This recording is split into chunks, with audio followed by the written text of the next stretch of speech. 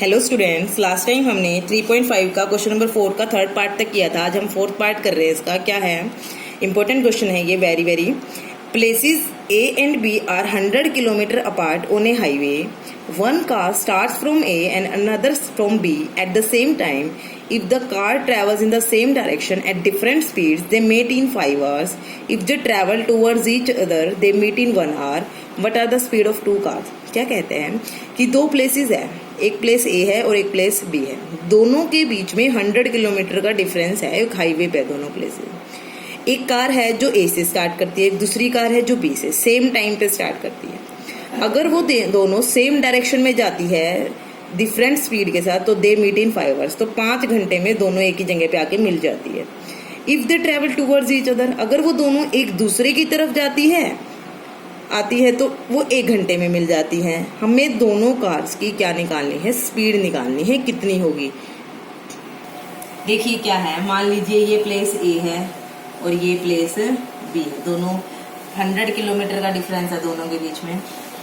मान लीजिए एक कार यहाँ खड़ी है और एक कार यहाँ खड़ी है। अगर ये दोनों कार सेम टाइम पे सेम डायरेक्शन में जाती है, मतलब ये कार भी इधर जाती है और ये कार भी इधर जाती है, तो 5 घंटे के बाद दोनों सेम जगह पे आके मिल जाती है। मान लीजिए दोनों यहाँ पहुंच गई, ये कार भी यहाँ पहुंच गई है और ये कार भी यहाँ पहुंच गई है। अच्छा, एक बात और, इस कार को इसको कवर अप करने के लिए, सेम टाइम पे पहुंचने के लिए, इस कार की स्पीड ज्यादा होगी या इस कार की? ऑब्वियस है इस कार को। अब देखिए ये पहले ही पीछे चल रही है, अगर इसकी स्पीड इससे कम है तो ये पीछे ही रहेगी, कभी इसको कवर ही नहीं कर पाएगी। तो जो कार है पॉइंट ए पे या प्लेस ए पे, तो उसकी स्पीड को ऑब्वियस है कार जो प्लेस बी पे है उसकी स्पीड से ज्यादा होना ही होना पड़ेगा। अब पहले इसकी स्पीड मानते हैं, अगर कार जो प्लेस ए पे है तो u किलोमीटर पर आवर और इसकी स्पीड मान लेते हैं v किलोमीटर पर आवर। मतलब जब सेम डायरेक्शन में जाती है तो हमारे पास u की जगह आप x y भी मान सकते हो। अगर आपको x y ही अच्छा लगे तो x और इसकी y मान सकते हो, आपकी मर्जी है। अब देखिए, let speed of car at place A is x kilometre per hour and let speed of car at place B is y kilometre per our. ठीक है, अब हमें पता है डिस्टेंस निकालने का फॉर्मूला क्या होता है। अगर हम निकालना चाहें डिस्टेंस, स्पीड इनटू टाइम, यही होता है। अब इसको लगाएंगे इसका। अब इन्होंने कहा कि जब सेम डायरेक्शन में जाती है तो 5 घंटे के बाद ये दोनों सेम जगह पे आके मिल जाती है। इसका मतलब इस कार को यहाँ से यहाँ तक पहुंचने में कितना टाइम लगा? 5 घंटे। ये 5 घंटे है। इस कार को भी यहाँ से यहाँ तक पहुंचने में कितना टाइम लगा? 5 घंटे लगे। अब इसकी स्पीड x है, टाइम यहाँ से यहाँ का कितना है? 5 घंटे। तो डिस्टेंस, ये डिस्टेंस यहाँ से यहाँ तक का कितना हो जाएगा? स्पीड इंटू टाइम, मतलब 5 इंटू x कितना हो जाएगा? 5x। तो इस कार ने कितना डिस्टेंस ट्रेवल किया यहाँ से यहाँ तक? 5 घंटे थे। स्पीड x थी, टाइम इंटू स्पीड या speed into time 5 into x। अब इस कार की स्पीड कितनी है? y kilometre per our. यहाँ से यहाँ तक पहुंचने का टाइम इसका भी 5 घंटे ही है। तो इसका डिस्टेंस, ये वाला डिस्टेंस कितना हो जाएगा? टाइम इंटू स्पीड कितना हो जाएगा? 5 है। अब देखिए, अगर मैं इस 5x में से इस 5y को सब्ट्रैक्ट करूं तो कितना बचेगा? 100। 5x में से 5y को, तो पहली जो कंडीशन बन गई हमारी according to question, 5x minus 5y is equal to 100। एक तो इक्वेशन हमारी ये बन गई। अब देखिए सेकंड कंडीशन क्या कहा, एक कार यहाँ है, एक कार यहाँ है। अगर ये दोनों एक दूसरे की तरफ आए, मतलब ये कार इधर जाए और ये कार इधर आए, तो 1 घंटे के बाद दोनों मिल जाती है। मान लीजिए यहाँ मिल गई दोनों सेम पॉइंट पे, ऐसे कर सकते हो आप कि ये भी यहाँ पहुंच गई और ये भी यहाँ पहुंच गई सेम उस पे पॉइंट पे। कितने टाइम के बाद? 1 घंटे के बाद। इसकी स्पीड कितनी है? x kilometre per our. इसकी स्पीड कितनी है? y kilometre per our. अब यहाँ से यहाँ तक पहुंचने का टाइम कितना है? 1 आवर। 1 घंटा टाइम है, स्पीड x है, तो ये डिस्टेंस कितना हो जाएगा? 1 इंटू एक्स, मतलब x किलोमीटर। ये 5x किलोमीटर था, ये 5y किलोमीटर। यहाँ से यहाँ तक पहुंचने में इस कार को कितना टाइम लगा? 1 घंटा। स्पीड कितनी है y, तो डिस्टेंस कितना हो जाएगा? 1 इंटू वाई, मतलब y किलोमीटर। अब देखना इक्वेशन क्या बनेगी, x में अगर y को ऐड कर दूं तो कितना आएगा? 100। तो सेकंड इक्वेशन क्या बन गई हमारी? x plus y is equal to 100। तो दो इक्वेशन बन गई, दोनों को हम क्या करेंगे, सोल्व। देखिए इस इक्वेशन को मैं 5 से डिवाइड कर रही हूँ और 100 फिर इसको इधर लेके आ रही हूँ। 5 से डिवाइड करेंगे तो x minus y is equal to 20, 20 इधर आएगा तो x minus y minus 20 is equal to 0। ये क्या बनेगी, x plus y minus 100 is equal to 0। एक इक्वेशन ये, एक इक्वेशन ये। तो क्रॉस मल्टीप्लीकेशन मेथड से सोल्व कर लेते हैं। Solving 1 and 2 by cross multiplication method क्या आएगा हमारे पास, वही x y 1 b1 b2 y के कोफिशिएंट यहाँ -1 यहाँ 1 -1 1 c1 c2 -20 -100 a1 a2 1 1 again b1 b2 -1 1 x divide by 100 -20 तो प्लस का हो जाएगा, y डिवाइड बाय -20 -100 है तो प्लस का हो जाएगा, 1 डिवाइड बाय 1 -1 प्लस का 1 हो जाएगा। ये बन गया x by 120 y by 80 is equal to 1 by 1। First और थर्ड को कंपेयर करेंगे तो x by 120 is equal to 1 by 2, 1 by 20 उधर चला जाएगा, 120 बाय 2 कितना आ गया 60, y by 80 is equal to 1 by 2, 80 उधर चला जाएगा, कितना आ गया 40। तो x की वैल्यू 60, y की 40। x कौन था, लास्ट में लिखेंगे कि speed of car at place A कितनी आई है हमारी 60 किलोमीटर पर आवर, और speed of car at place B is equal to 40 kilometre per hour. देखिए मैं रिपीट कर रही हूँ, हमारे पास दो प्लेसेस थे ए और बी, दोनों के बीच में 100 किलोमीटर का डिफरेंस था। एक कार प्लेस ए पे थी, एक कार प्लेस बी पे थी। दोनों अगर सेम डायरेक्शन में जाती है, मान लीजिए दोनों उस साइड जा रही हैं, तो दोनों 5 घंटे के बाद मिल जाती है। मैंने इसकी speed x kilometre per our मान ली और इसकी y किलोमीटर पर आवर।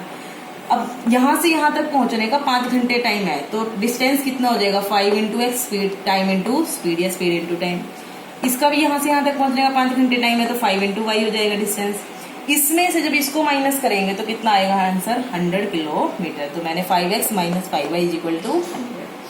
अब जब दोनों अपोजिट डायरेक्शन में जाती है, इट मीन्स ये यहाँ जा रही है और ये यहाँ जा रही है, इस 1 घंटे में मिल जाती है।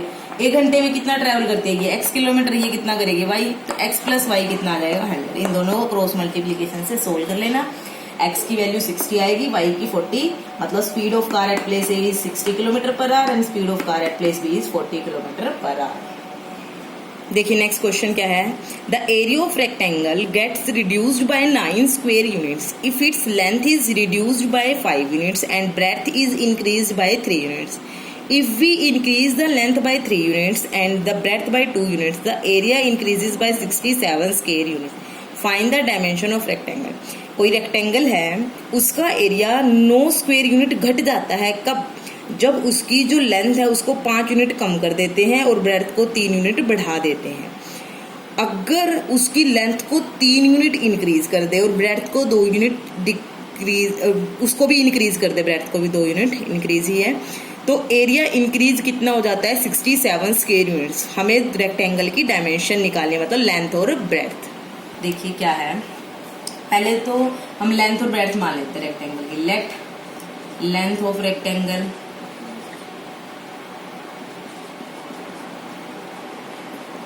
x यूनिट्स, क्योंकि इसमें यूनिट्स मीटर सेंटीमीटर कुछ नहीं दिया तो मैं यूनिट्स लिख रही हूँ, and let breadth of rectangle is y units. अब एरिया क्या होता है रेक्टेंगल का, हमें पता है फॉर्मूला, लेंथ इनटू ब्रेड्थ। तो यहाँ पे कितना हो जाएगा x y, और इसकी यूनिट क्या बनेगी स्क्वायर यूनिट्स। अब अकॉर्डिंग टू क्वेश्चन चलते हैं। क्या कहता है कि अगर जो लेंथ है उसको कम कर दे 5 यूनिट, हमारी x है लेंथ, अगर डिक्रीज मतलब 5 क्या कर दे माइनस, ये हमारी नई लेंथ है, और ब्रेड्थ को क्या कर दे इंक्रीज कर दे 3 यूनिट।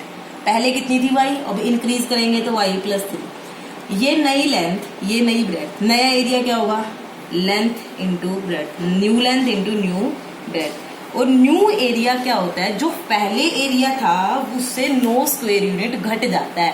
पहले कितना एरिया था एक्स वाई इनिशियली हमारा, क्योंकि एक्चुअल लेंथ और ब्रेड्थ तो एक्स और वाई है।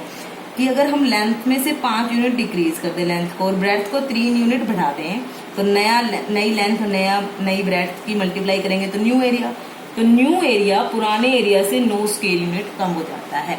तो नया एरिया ये था, पुराना एरिया ये था, उसमें से 9 माइनस कर देंगे तो ये नया एरिया आ गया। अब नेक्स्ट क्या कहता है कि अगर लेंथ को 3 यूनिट इंक्रीज कर दे और ब्रेड्थ को 2 यूनिट, लेंथ को इंक्रीज करेंगे 3 यूनिट और ब्रेड्थ को इंक्रीज करेंगे 2 यूनिट, नई लेंथ नई ब्रेड्थ, नया एरिया 67 स्क्वायर यूनिट इंक्रीज हो जाता है। मतलब पुराने एरिया में 67 ऐड कर देंगे। अब पहले इसको सिंप्लीफाई करते हैं, फिर इसको मैं मान लेती हूँ दिस इज इक्वेशन फर्स्ट, इसकी इक्वेशन सेकंड, तो 1 को करते हैं, इसकी इससे मल्टीप्लाई xy, इसकी इससे 3x, इसकी इससे माइनस का 5y, इसकी इससे माइनस का 15 is equal to xy minus 9। सबको एक साइड ले आएंगे, xy plus 3x minus 5y minus 15 minus xy plus 9 is equal to 0। xy से xy cancel, 3x minus 5y minus 15 plus 9 minus का 6 इज इक्वल टू 0। एक तो equation ये बन गई। सिमिलरली सेकेंड को सिंप्लीफाई करेंगे, x की y से xy, x की 2 से 2x, 3 की y से 3y, 3 2 जा 6 is equal to xy plus 67। सबको एक साइड ले आएंगे, xy plus 2x plus 3y plus 6 minus xy minus 67 is equal to 0। xy से xy cancel, 2x plus 3y, 67 में से 6 किया माइनस का 61 इज इक्वल टू 0। एक इक्वेशन ये बन गई। इन दोनों इक्वेशन को, इसको इक्वेशन 3 मान लेना, इसको इक्वेशन 4।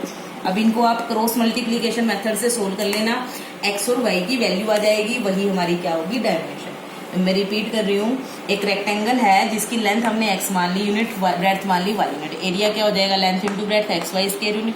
अब क्वेश्चन में क्या दिया हुआ है कि अगर लेंथ को 5 यूनिट डिक्रीज कर दे, ब्रेड्थ को 3 यूनिट इंक्रीज कर दे, तो जो नया एरिया होगा वो 9 स्क्वायर यूनिट घट जाता है। तो लेंथ इंटू ब्रेड्थ xy में से 9 डिक्रीज कर दिया। अगर लेंथ को भी इंक्रीज कर दे 3 यूनिट, ब्रेड्थ को 2 यूनिट इंक्रीज कर दे, तो जो नया एरिया वो 67 स्क्वायर यूनिट इंक्रीज हो जाता है। तो हमने इन दोनों को सिंप्लीफाई किया, ये इक्वेशन बन गई। तो इनको आप क्रॉस मल्टीप्लिकेशन मेथड से, अगर मेंशन नहीं किया होता आप किसी भी मेथड से सोल्व कर सकते हैं। तो इस टाइप से आपकी 3.5 एक्सरसाइज आज कंप्लीट होती है। Thank you.